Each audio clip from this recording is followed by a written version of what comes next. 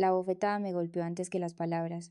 Un chasquido seco explotó en la entrada de coches cuando la mano de mi padre se estrelló contra mi cara, lanzando mi cabeza de lado y las llaves del coche de mi hermana por los aires.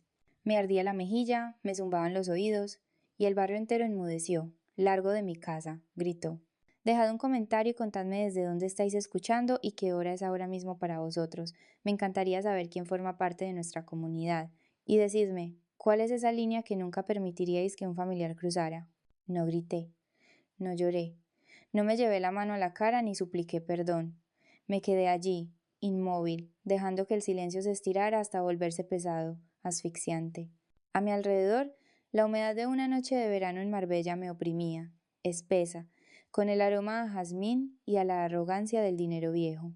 Aquella era la finca de los Robles, el orgullo y la alegría de Diego y Patricia, un monumento a un legado que llevaba décadas pudriéndose por dentro. Y esa noche, en la cena de ensayo de la boda del siglo, la podredumbre por fin había reventado la superficie. Me agaché lentamente, con movimientos deliberados, y recogí mi bolso de la grava.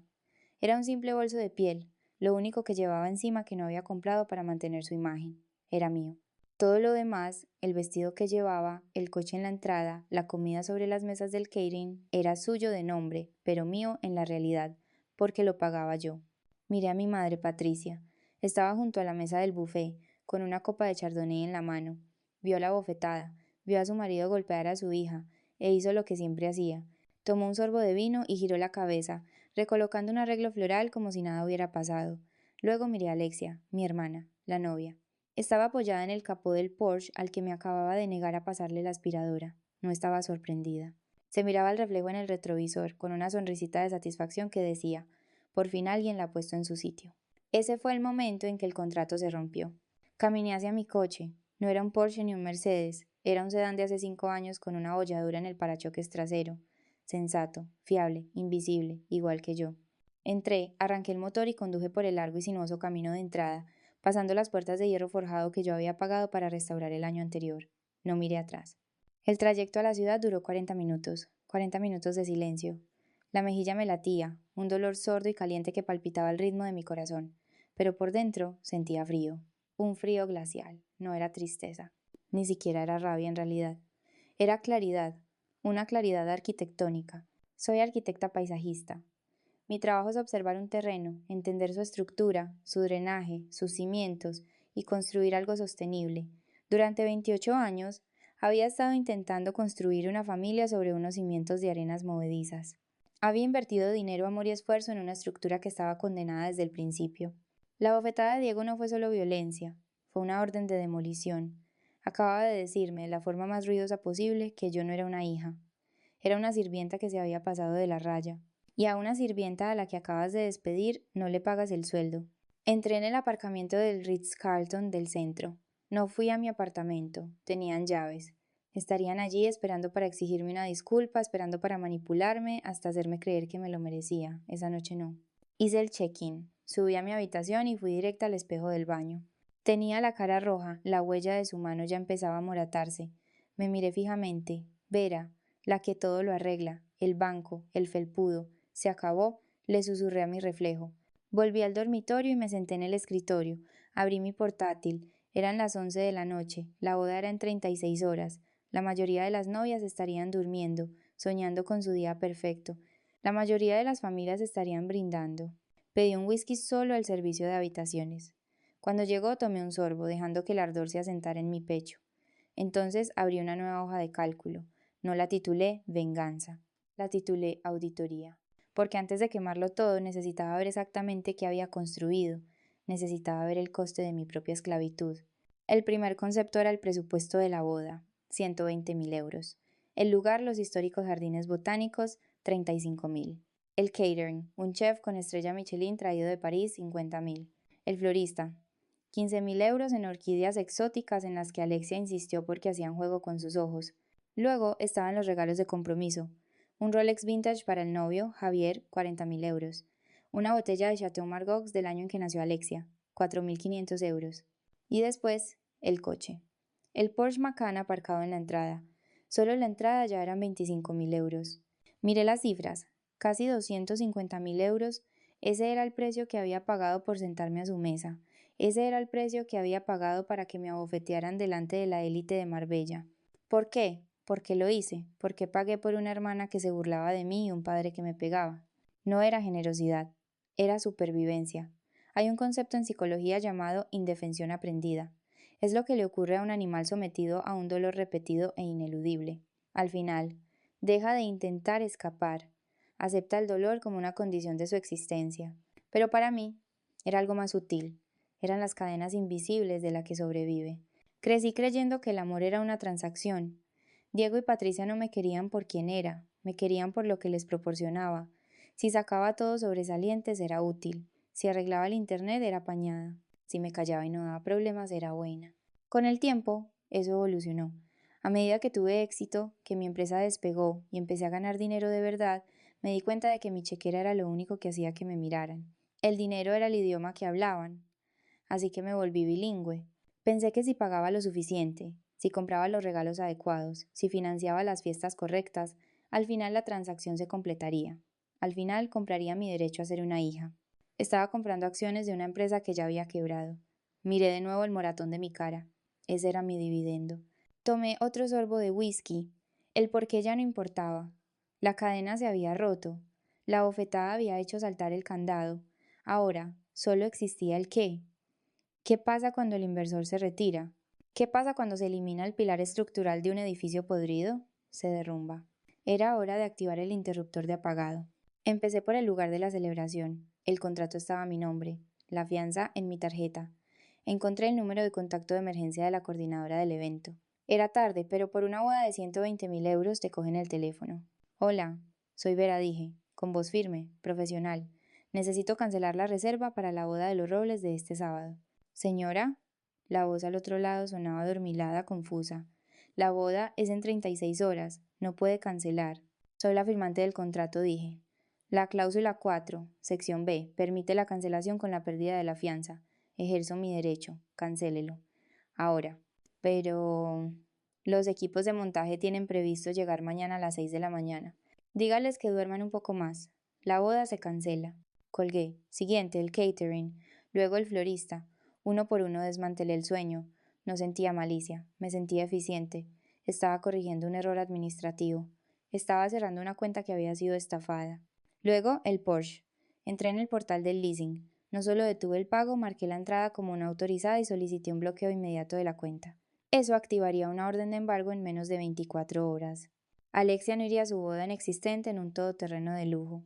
Vería cómo se lo llevaba la grúa. Mi teléfono empezó a vibrar. Era Patricia. Un mensaje. Luego otro. Luego una avalancha. Vera, ¿dónde estás? Estás actuando como una loca. Tu padre está muy enfadado. Ya sabes cómo se pone. No hagas ninguna estupidez.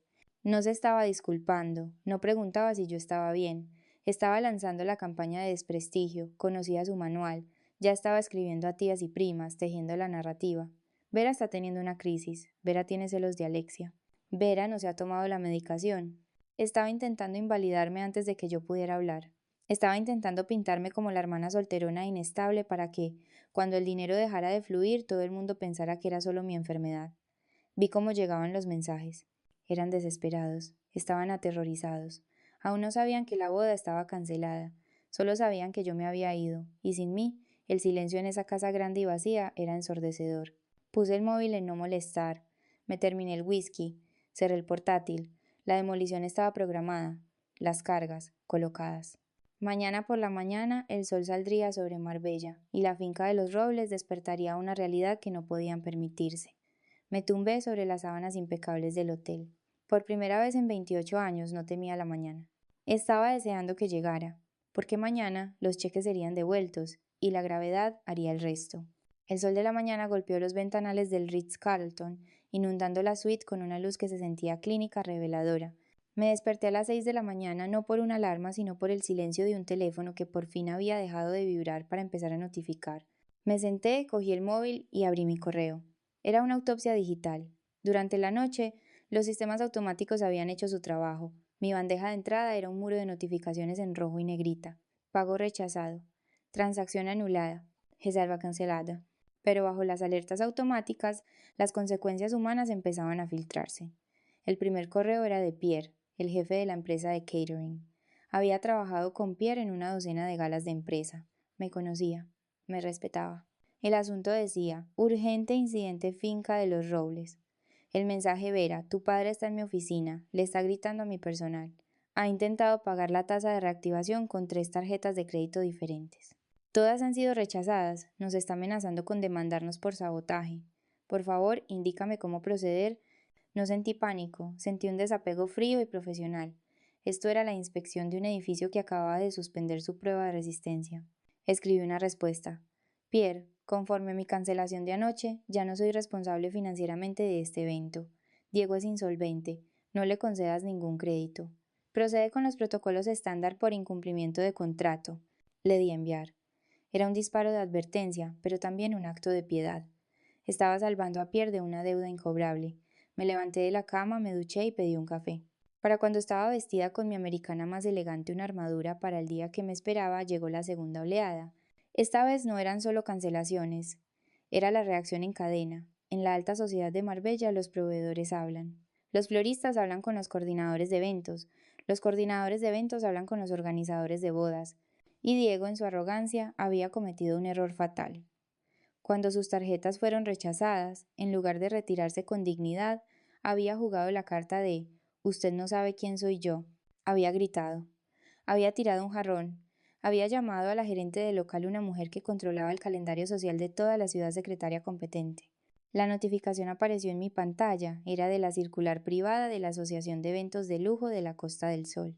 Era una alerta de cliente, un aviso de lista negra que se usa para advertir a los proveedores sobre clientes de alto riesgo. Alerta. Finca de los Robles, Diego y Patricia. Por impago, comportamiento abusivo hacia el personal e intento de fraude por fondos insuficientes, se recomienda a todos los proveedores asociados cesar operaciones con este cliente de inmediato. Se han presentado notificaciones de incumplimiento de contrato. Era la opción nuclear. Mis padres no solo habían perdido una boda, habían perdido su crédito social. En una ciudad construida sobre la reputación, ahora eran intocables. Habían quedado expuestos públicamente no solo como arruinados, sino como estafadores que maltrataban a sus empleados. Sonó mi teléfono. Era Diego. Vi el nombre parpadear en la pantalla. Papá.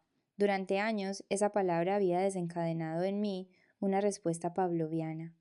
Un impulso de arreglar, de pagar, de suavizar las cosas. Ahora, simplemente parecía una llamada de spam. Dejé que saltara el buzón de voz. Luego lo escuché. Vera. Su voz era áspera, rota por un pánico que nunca antes le había oído. La autoridad atronadora había desaparecido, reemplazada por el terror agudo de un hombre que ve cómo el agua le sube por encima de la cabeza. Tienes que llamar al banco. Hay un bloqueo en las cuentas. Estoy en el local y esta gente se niega a trabajar. Nos están echando Vera. Amenazan con llamar a la policía por allanamiento. Arréglalo, arréglalo ahora mismo.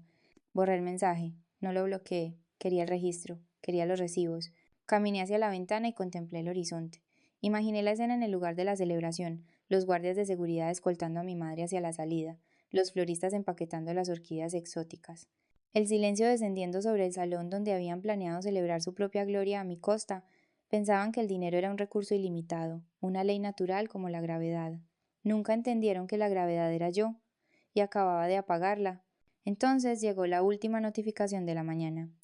Era de la compañía de leasing del Porsche, recuperación de vehículo iniciada, ubicación GPS confirmada, entrada de la finca de los Robles, grúa enviada, en ruta. Tomé un sorbo de mi café. Era negro, amargo y perfecto. La boda estaba muerta. La reputación estaba muerta. Pero el castillo de naipes aún no se había derrumbado por completo. El novio Javier todavía no sabía que se iba a casar con una familia en bancarrota. Miré mi reloj, 8:30 de la mañana. Javier estaría a punto de llegar al hotel para el almuerzo con sus padrinos. Era hora de la inspección final. Revisé mi reflejo en el espejo del hotel por última vez. El moratón de mi mejilla se estaba oscureciendo, una media luna púrpura bajo el maquillaje que no me había molestado en aplicar con demasiado esmero. Quería que fuera visible. Era una prueba. Tomé el ascensor hasta el vestíbulo. El Ritz-Carlton albergaba el almuerzo de los padrinos en el comedor principal. Javier, el novio, estaría allí con su familia de dinero viejo de Sevilla, gente que valoraba la discreción por encima de todo. Creían que se estaban emparentando con una familia de su mismo nivel. Creían que la finca de los Robles era un legado, no una carga. Cuando las puertas del ascensor se abrieron, no tuve que buscar mucho para encontrar el caos. No estaba en el comedor, estaba allí mismo, en el vestíbulo, desenrollándose frente al mostrador de conserjería. Diego y Patricia habían llegado, parecían refugiados de una revista de estilo de vida que hubiera dejado de publicarse. El pelo de Patricia estaba ligeramente despeinado, sus ojos ocultos tras unas gafas de sol enormes que no podían disimular el rojo hinchado del pánico. Diego llevaba su americana del club de campo, pero el lino estaba empapado en sudor. Le estaban gritando al gerente de recepción. «¿Se está alojando aquí? Exijo que me dé el número de su habitación. Soy su padre».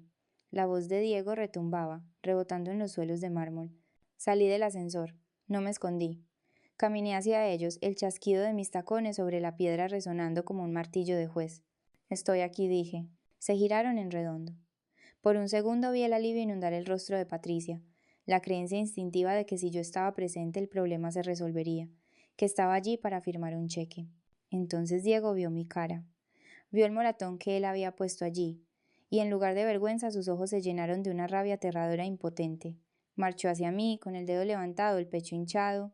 «Pequeña malnacida», empezó, su voz un gruñido bajo. «¿Tienes idea de lo que has hecho? Pierre nos va a demandar. El florista amenaza con ir a la prensa. Arréglalo, Vera. Llámalos ahora mismo y diles que ha sido un error». Levantó la mano de nuevo, un reflejo. Los guardias de seguridad dieron un paso al frente, pero yo no me inmuté. Solo lo miré. En ese momento lo vi como realmente era. Era el delirio de poder de la cartera vacía. Toda mi vida me había acobardado ante este hombre. Había confundido su volumen con fuerza y su ira con autoridad.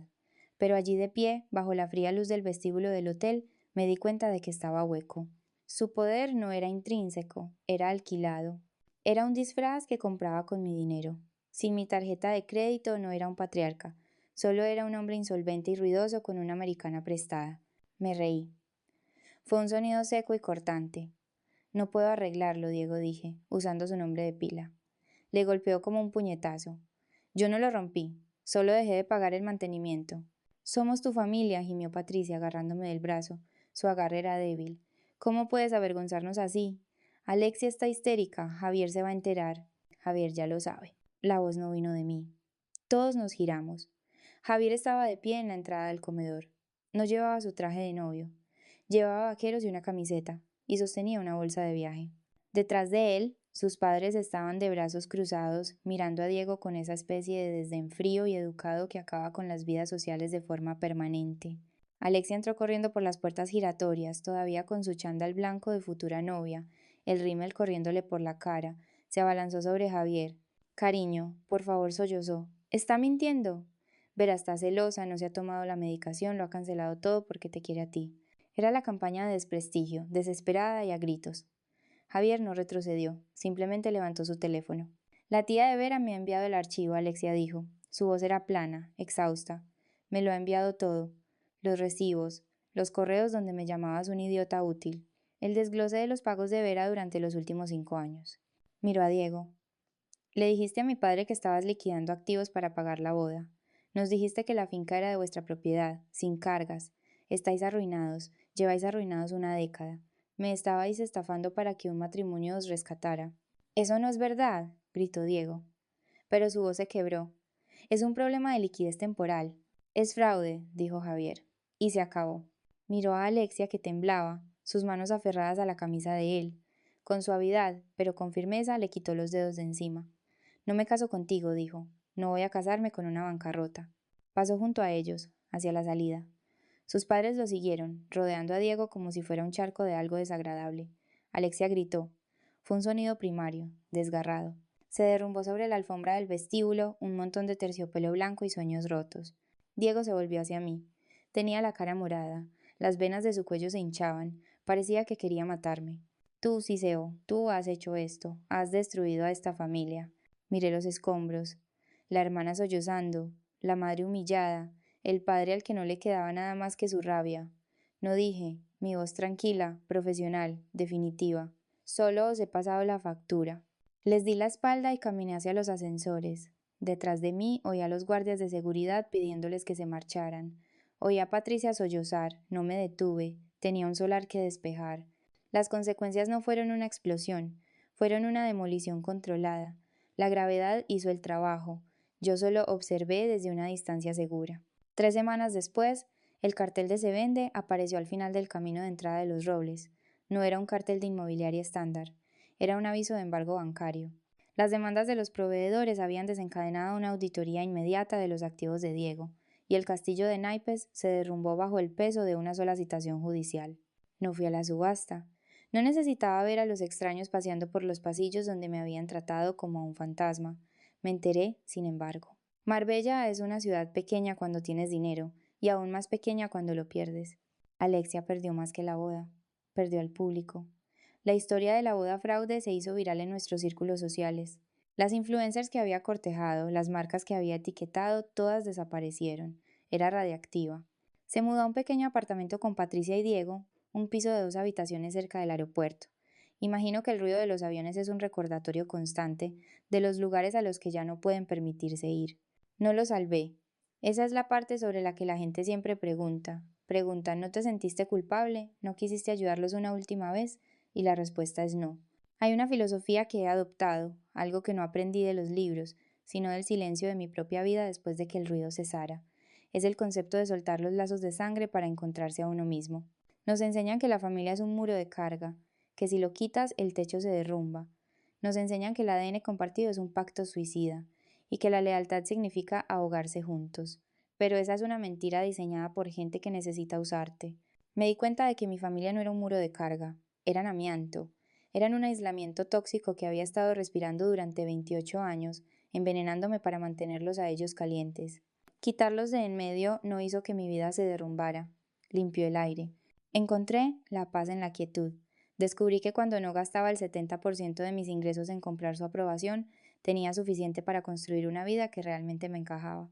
Compré un ático en el centro, no una finca enorme, sino un lugar con buenos cimientos y mucha luz.